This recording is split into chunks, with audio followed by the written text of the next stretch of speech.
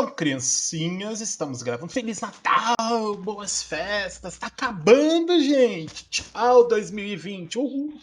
Ei, ho, ho, ho. Felicidade.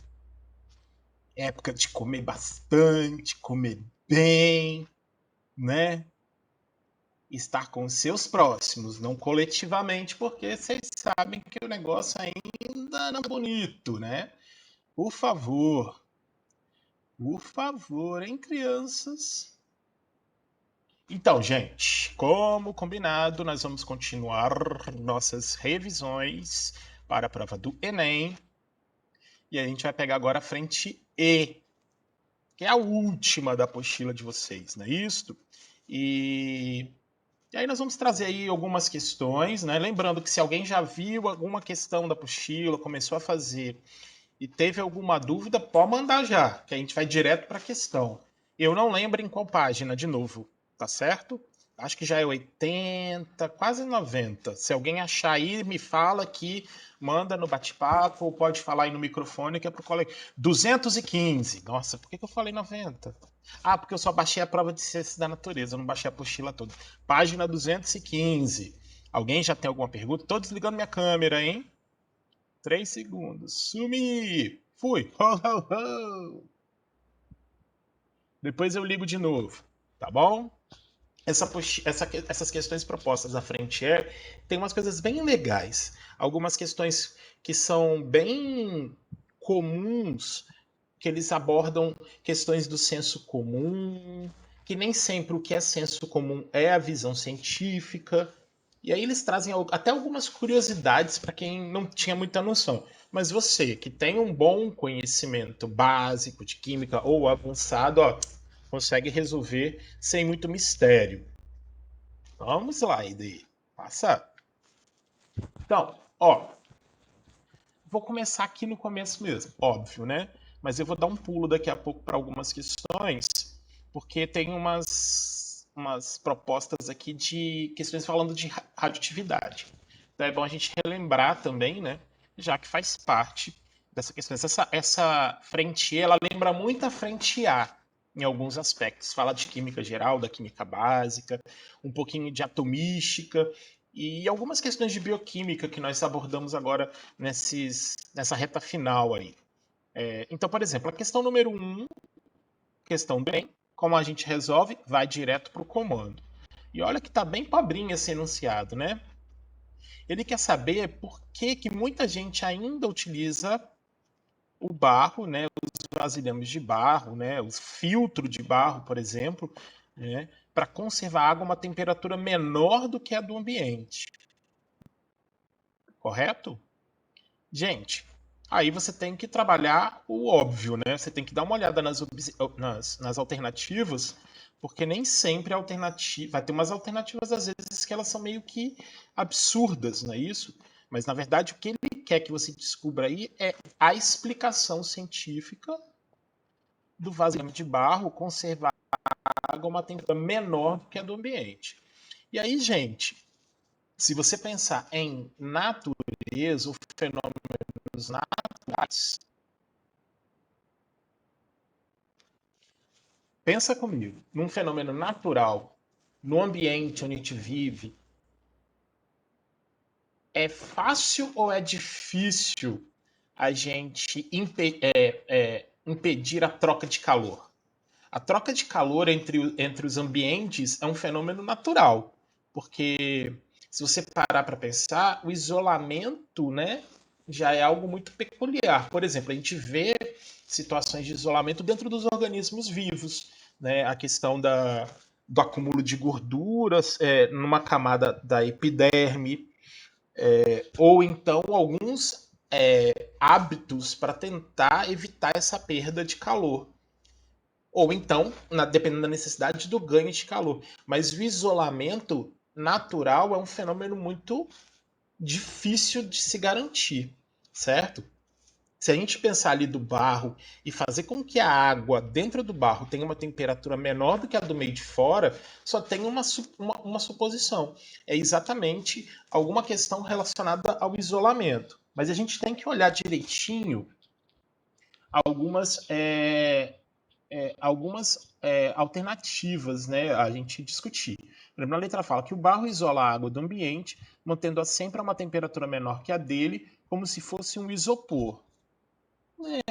Pode ser essa alternativa. O barro tem o poder de gelar a água pela sua composição química. Na reação, a água perde calor.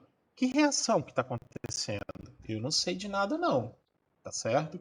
Ó, de novo, eu não estou olhando o gabarito. Sugiro que quando você pegar essas questões aí, até de outra matéria para resolver, evite olhar o gabarito. Trabalhe o seu conhecimento e os seus critérios de resolução. E se apega a Jesus nessa hora, certo? Ó, o barro é poroso, permitindo que a água passe através dele. Parte dessa água evapora, tomando o calor da moringa e do restante da água, que são assim resfriadas. Opa! Talvez isso possa acontecer, certo? O barro é poroso, permitindo que a água se deposite na parte de fora da moringa. A água de fora sempre está a uma temperatura maior que a de dentro. Que estranho. A moringa é uma espécie de geladeira natural. Eita! Liberando substâncias higroscópicas que diminuem naturalmente a temperatura da água. E aí, gente? Fala para nós.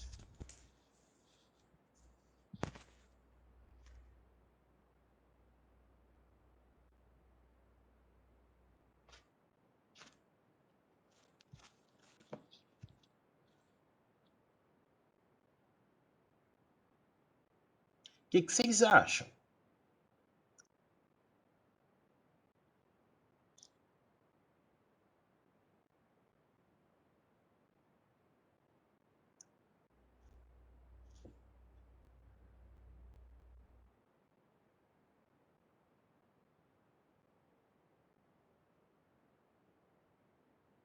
Eu também acho, tanto que eu nem botei ela como opção de resposta, né?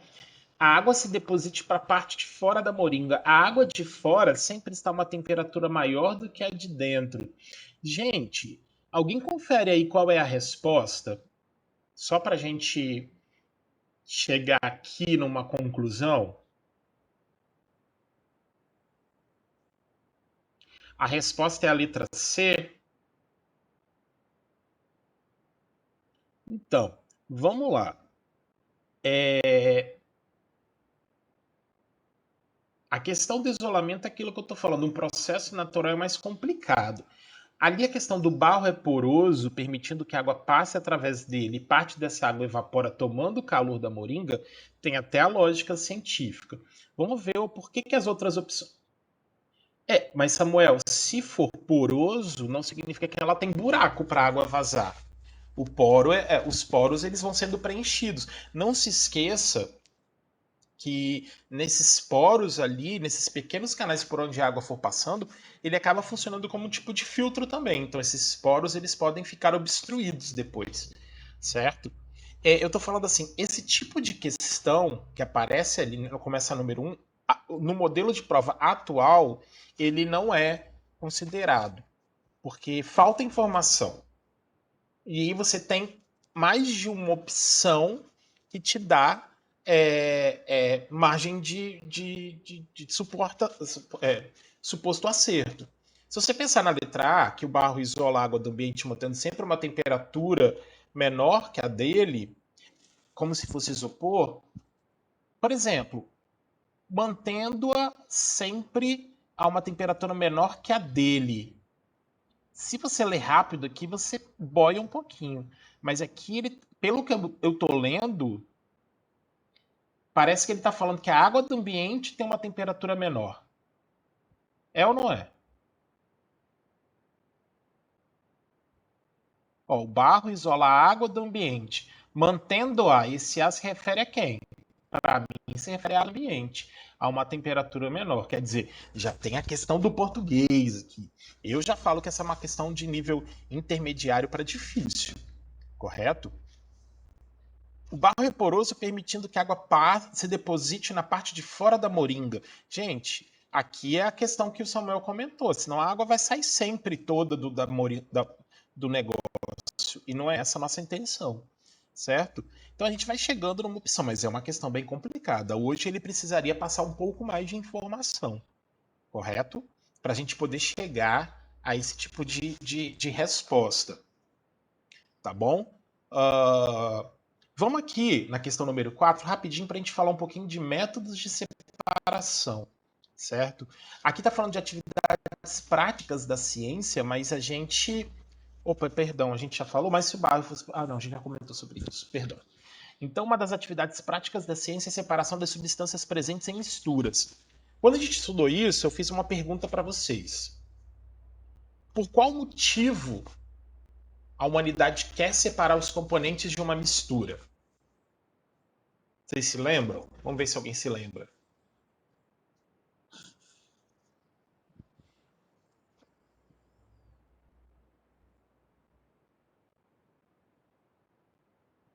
Então vamos lá. Tudo bem, a pergunta que eu fiz foi: quando a gente fala de métodos de separação dos componentes de uma mistura, correto? Por qual motivo existe esse interesse? Por que se separa os componentes de uma mistura?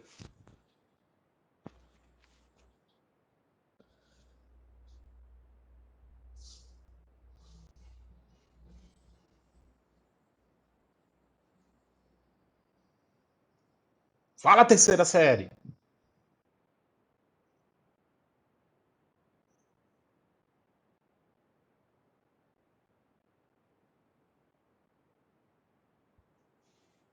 Então, Maurício, porque às vezes algumas dessas substâncias, elas podem ser substâncias de interesse.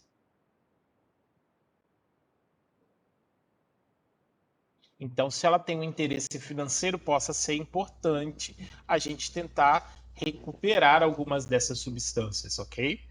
Outras têm as questões ambientais ou socioambientais. Podem ser substâncias que vão poluir o meio ambiente, que podem trazer algum outro prejuízo. Então, seja importante, talvez seja um método importante para a gente poder utilizar. Por exemplo, o tratamento de água faz isso. O tratamento de esgoto ele faz isso. Ele retira algumas substâncias, que aqui eu vou chamar de impureza. Mas nem toda impureza é algo que faz mal, né? A gente pode chamar de resíduo, né? Esses resíduos, essas, a gente retira determinada amostra para a gente obter uma substância pura, que é de interesse.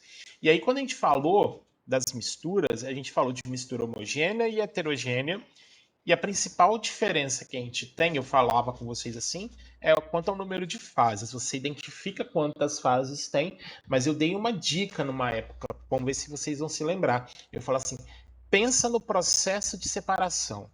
Se o processo de separação é um processo simples, pouco complexo, que a gente pode fazer em casa, às vezes sem quase nenhum utensílio, é porque essa mistura é uma mistura heterogênea. Ela tem mais de uma fase. Agora, misturas homogêneas com uma única fase, os processos eles já são bem mais complexos, mais elaborados, que exigem um pouquinho mais de cuidado e de equipamentos. Então, ele quer que a gente marque aqui na número 4 a afirmativa correta sobre os métodos. É bom que a gente aproveite e revise um pouco. Olha, uma solução contendo água e etanol pode ter os seus componentes separados completamente por meio de destilação simples.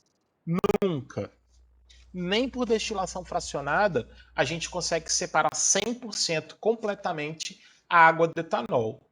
Porque eu não sei se vocês se lembram, a destilação ela envolve o ponto de ebulição. Então tem que botar essa mistura para ferver e o líquido começar a evaporar. A mistura água-óleo forma uma mistura que a gente chama de azeotrópica. No processo de ebulição, ele se comporta como se fosse uma substância pura. Então, não é a destilação simples que vai garantir nem a fracionada. Já tem que ser um outro tipo de método. E é uma mistura homogênea. Então, nesse caso, não funciona.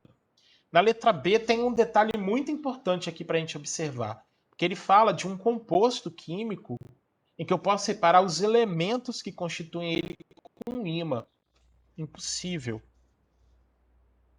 Senão a gente tinha estudado reação química provocada pelo ímã.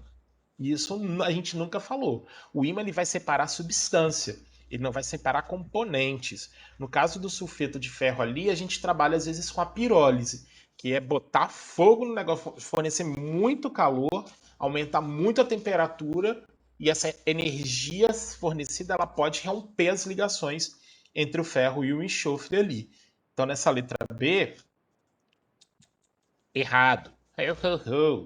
Siga, siga o Papai Noel para mais dicas como esta. A destilação fracionada é amplamente utilizada para separar frações líquidas do petróleo. Essa aqui está corretíssima. Porque a gente até falou isso essa semana. Na verdade, a destilação do petróleo é todo feito por uma destilação fracionada, em que você tem uma rampa de aquecimento de temperaturas bem baixas a temperaturas mais altas. E a gente vai tirando em determinadas temperaturas as amostras correspondentes ao ponto ali. Então a gente começa tirando as fases gasosas que estão ali no meio, tira o gás natural, tira o butano, tira o propano, depois a gente começa tirando os líquidos, tudo isso na forma de gases, numa rampa lenta de aquecimento, correto? De novo, eu falei, dei uma dica, tem nada para fazer. Ah, entre uma série e outra, entre um jogo outro, vai lá no YouTube, bota assim, destilação do petróleo. Vai lá, assiste, vídeo curto. Só pode ser de 4 minutos. Não tem problema não. Pode assistir, tá?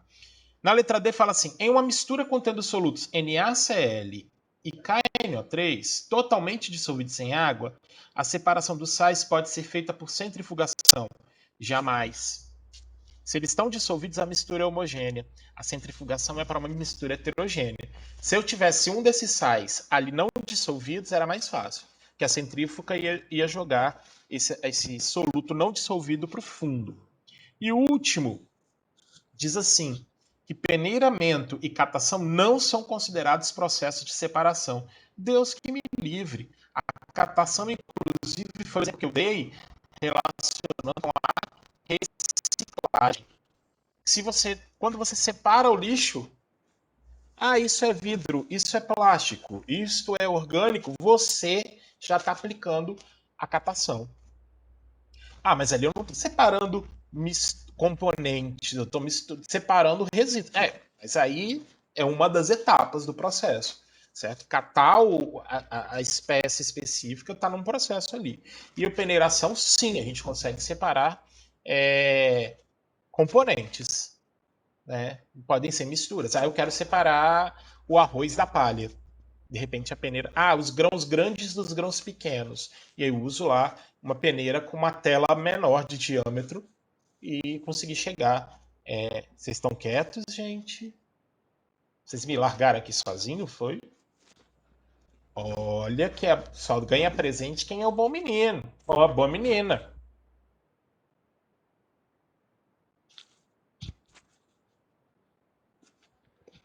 Ai, ai, ai, gente. A nota de vocês está lápis, hein? Fala, Bruno. O que, que é?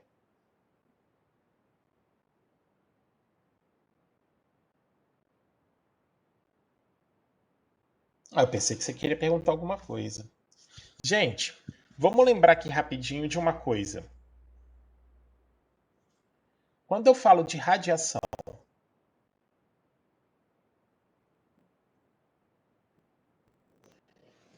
quando eu falo radiação, eu estou me referindo a material radioativo?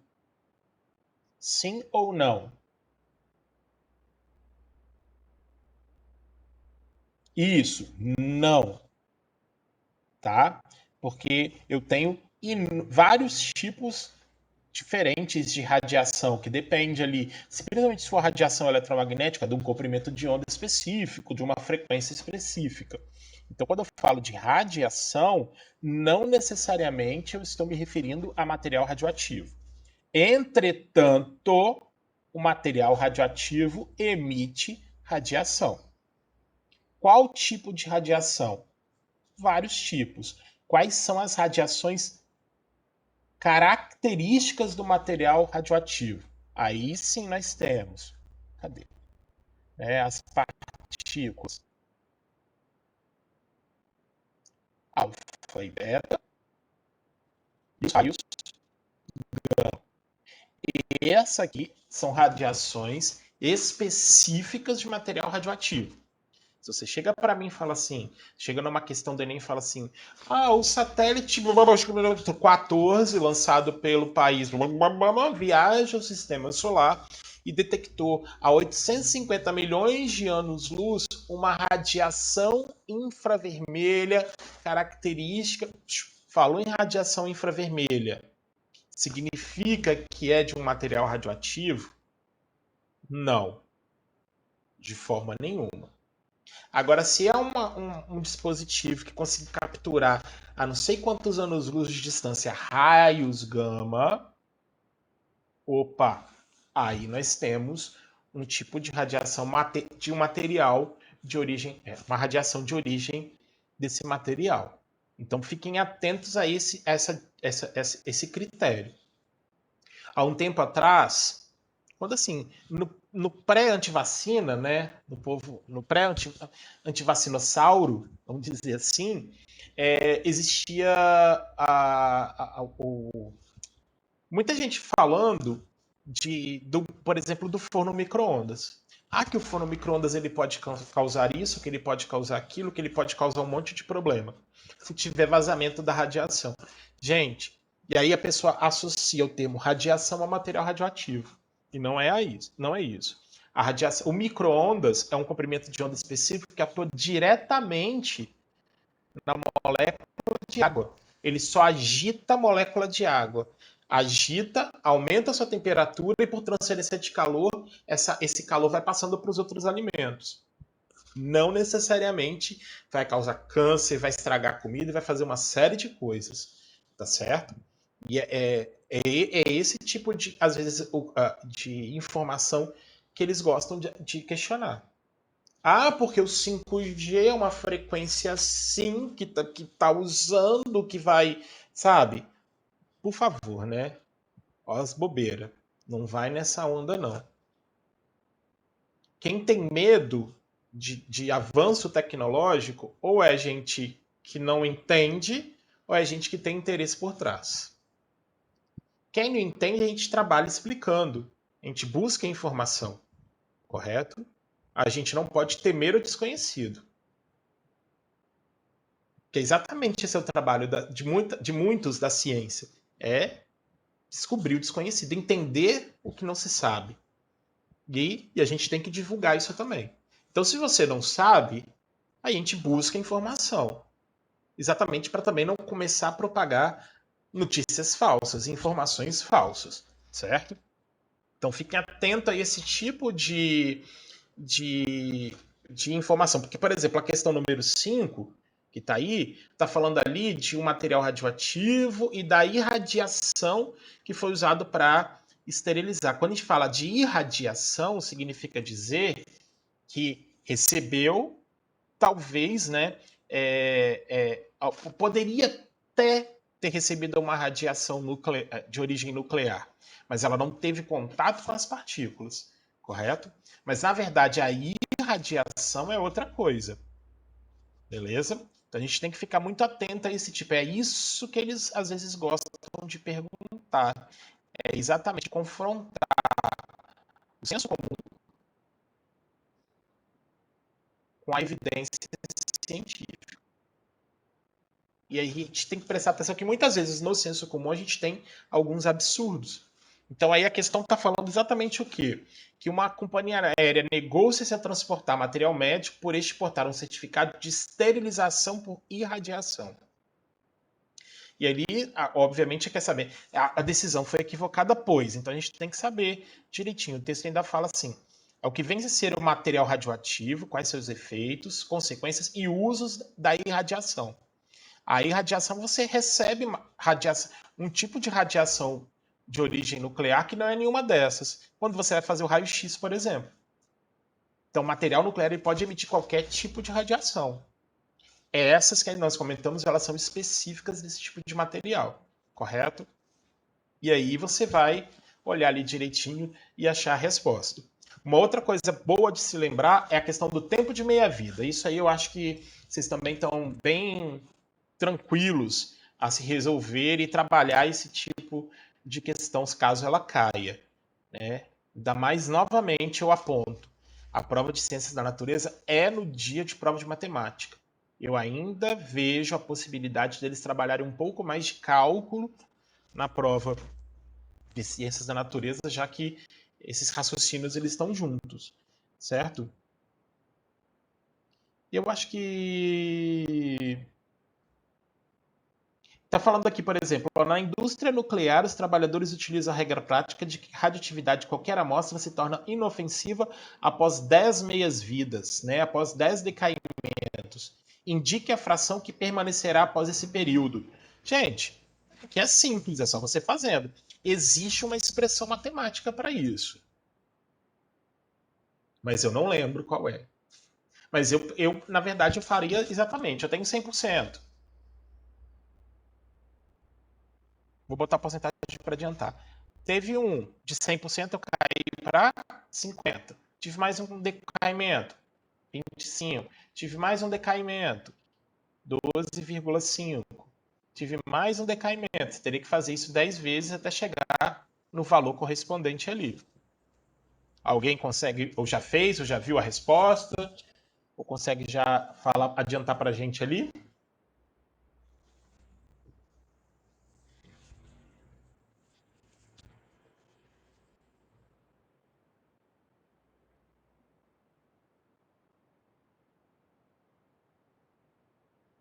Em terceira série, fofinhos, andem. Letra E. Ou é letra A? Letra A. É letra A, né? Ah, então tá. Sucesso. Mas aí vocês podem fazer. No guarda fórmula, vocês sabem por anos que eu não sou muito fã de fórmula assim para se decorar, né? A não ser que seja derivada de uma lei mesmo, sem muito mistério. Vamos seguindo aqui que o tempo está acabando, né? Mas eu não queria mostrar essa não. Eu queria mostrar uma questão aqui, ó, bem típica. Ó, aqui não, depois eu faço. Deixa eu passar aqui que não era essa não. Cadê você? Aqui. Ó, essa questão do Enem ela é bem bonitinha. O comando da questão, ela queria saber o seguinte: como é que ocorre retenção de água na superfície da pele promovida pelos hidratantes, né? Tem a retenção da água, é consequência da interação dos grupos hidroxila dos agentes umectantes com a umidade contida no ambiente. Gente, força intermolecular que engloba as hidroxilas, qual é o nome dela?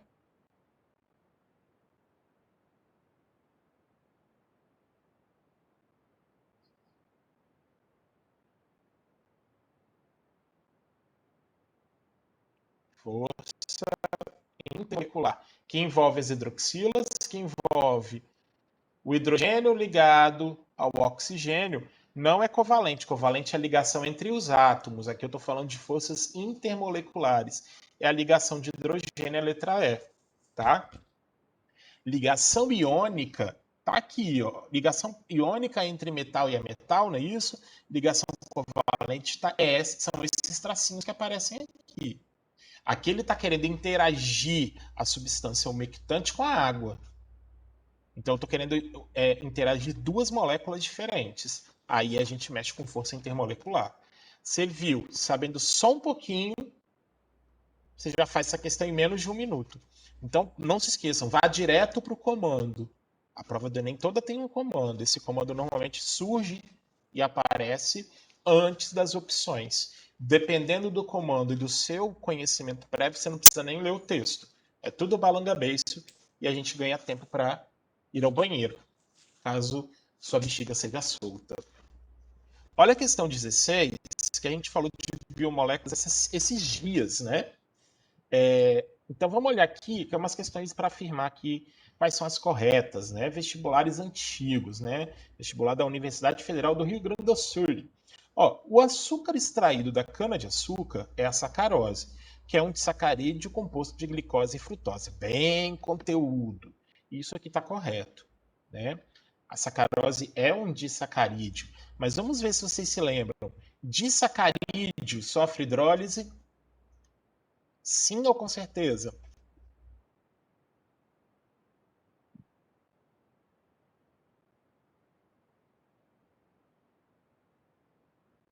Sim, sofre hidrólise.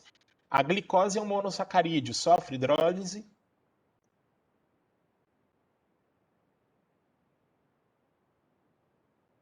Não sofre hidrólise. Isso. Então, todo o processo de digestão, por exemplo, só tem uma parte, vai separar. Porque aí o monossacarídeo, ele já vai sofrer os processos digestivos, já vão entrar lá nas cadeias respiratórias, mitocondriais, que vai quebrar em ácido pirúvico, e aí vai quebrando em moléculas. Aí você precisa de energia, você precisa de muita enzima participando. Às vezes os polissacarídeos, só a água ela já vai auxiliar. A mastigação já vai facilitar a quebra. Algumas enzimas elas vão participar ali. Mas eu consigo fazer isso tudo em meio aquoso. Chegou no monossacarídeo, não tem mais nada. Os ácidos graxos insaturados contêm na sua estrutura pelo menos uma ligação dupla carbono-carbono.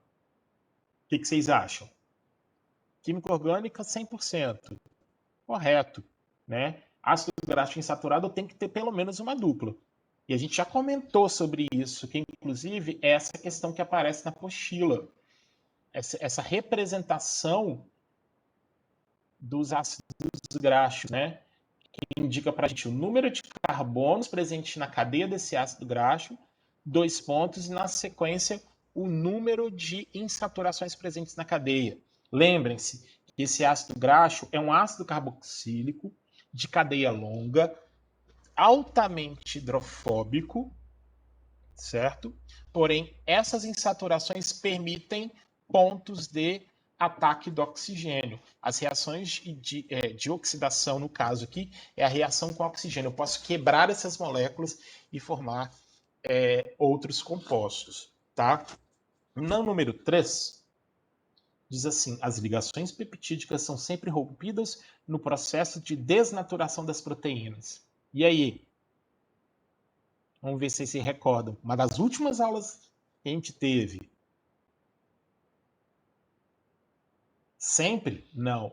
Inclusive, falavam para a gente antigamente, né? Que quando aparece sempre, exclusivamente, totalmente, você pode marcar que isso está errado, que isso não existe. Na verdade, né, o que acontece, a desnaturação das proteínas é ele perder aquelas especificidades, as estruturas quaternárias, terciárias e secundárias. Você vai tirar forças intermoleculares, vai perder a especificidade, vai perder a forma. Aí eu fico com a ligação peptídica presente entre os aminoácidos da estrutura primária. Ali, na desnaturação, ela não chega ali. Ali eu já preciso ação enzimática, ação de água, para a gente poder romper. Então a terceira alternativa ela está errada. Então eu só tenho a letra C, apenas 1 e 2. Aí você fala assim: ah, mas o gabarito está falando. O gabarito está errado também. Você tem que acreditar em você. A sua prova é você que manda. Se você errou, depois você chora. Mas no dia da prova você tem que ter certeza. Não tem gabarito, não tem professor para você perguntar, não é? Para tirar esse tipo de dúvida. Essa aqui, nós estamos bem falando sobre ela. E ela também tem relação com essas interações intermoleculares. O comando pedia que você identificasse nas 5 estruturas de vitaminas que estão apresentadas ali, qual delas precisa de maior suplemento diário. E aí, quando você lê o texto, ele fala exatamente isso, que vitamina hidrossolúvel são diária, enquanto as lipossolúveis são armazenadas em quantidades suficientes. Então, o que seria uma vitamina hidrossolúvel? Que se dissolve em água. Se dissolve em água, no mínimo tem que ter ponto para poder interagir com a molécula de água. Então a gente tem que procurar aquela molécula que vai encontrar, que vai ter maior número de estruturas que podem se ligar à molécula de água. Então, ó, a vitamina de número 1 só tem uma hidroxila. A vitamina de número 2 tem 2 pontos aqui que podem interagir com a água. A vitamina de número 3 eu tenho 1, 2, 3, 4, 5, 6 pontos. Opa! A vitamina de número 4 só tem uma hidroxila. E a de número 5 ainda tem um O e uma hidroxila aqui, mas uma carga grande aqui.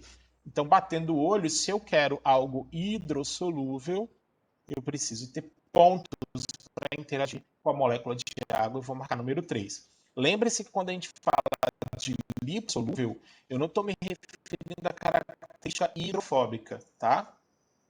Hidrofóbica. Eu estou me referindo exatamente à capacidade que essa molécula, então, tem de passar pelos lipídios. E um apontamento que eu fiz nas nossas últimas aulas era exatamente a questão dos princípios ativos dos medicamentos. Eles têm que sofrer um pouco de hidrólise, têm que se dissolver em água para facilitar a absorção, para facilitar a condução, distribuição desses princípios ativos pelo corpo, mas ele também tem que ser lipossolúvel. Ele tem que chegar até as células. Senão, ele vai ser eliminado pela urina e não vai ter o efeito esperado. Então, existe toda essa questão no estudo do princípio ativo. É por isso que a indústria farmacêutica hoje, ela pesquisa muito as substâncias naturais. Se trabalha muito com a química de produtos naturais, exatamente porque às vezes eles querem criar uma molécula, querem criar uma substância que já existe na natureza. Lembrem-se não sei se vocês vão lembrar da crotoxina que eu apresentei para vocês, a proteína lá do veneno da cascavel, que hoje ela está sendo utilizada, ela tem um grande potencial para ser utilizada em tratamentos inúmeros, até para tratamento de câncer. E ela é uma enzima neurotóxica, ela atua diretamente nas células nervosas, mas ela isolada, ela pode se tornar um medicamento antitumoral, tá certo? Então, aí eu preciso saber disso? Não, mas você precisa ter uma ideia de que existe essa possibilidade também, tá bom? Encerrando, deixa eu achar aqui alguma questão ainda para a gente poder falar. Nossa, que questão difícil, professor, que está falando sobre polímeros, não é isto? E aí a gente precisa tentar. Nossa, professor, mas será que a gente precisa saber disso? Olha, a gente pode chegar em algumas respostas para tentar chegar na alternativa. Será que o Enem pergunta algo dessa? Então, eu estou representando aqui o polímero, tá? O que está entre colchete, tá? Ele está representando para a gente o monômero. Então se lembrem que o monômero, o polímero, se você tira o termo poli, você tem o nome do monômero. Então a gente pode tentar prever o nome do composto. Tem uns aí que podem ser um pouquinho mais complicados, né? Então vamos tentar olhar aqui alguma alternativa para a gente começar a eliminar. Deus que me livre, professor. Que composto é esse aqui no número 1? É um nome complicado, não é isso? É um nome complicado. Mas olha só as alternativas. Etileno. Etileno é um hidrocarboneto. Isso aqui é um hidrocarboneto? Eu não posso falar que é um hidrocarboneto porque eu tenho oxigênio e hidrogênio. Eu tenho um grupo amido aqui, né? Então eu posso eliminar a letra A. E, por exemplo, poliéster. Isso aqui não é um éster, isso aqui é uma amida. Eu também posso eliminar a letra B. Então nos sobra que aquilo ali é uma poliamida. Exatamente, ó. Poliamida. Então já tem a letra C e a letra E. Ou seja, criança, só finalizar primeiro, eu já ganhei de chances de acerto, eu já apoio 50. Correto? Mas a gente pode ir para o mais fácil, né? Para o terceiro. Olha o terceiro. Eu tenho o polietileno e o poliéster. Tem éster aqui no terceiro?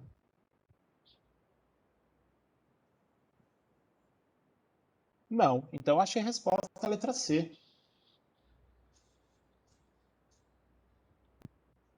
E acabou, porque era doce. Tão simples. Isso, isto, exatamente.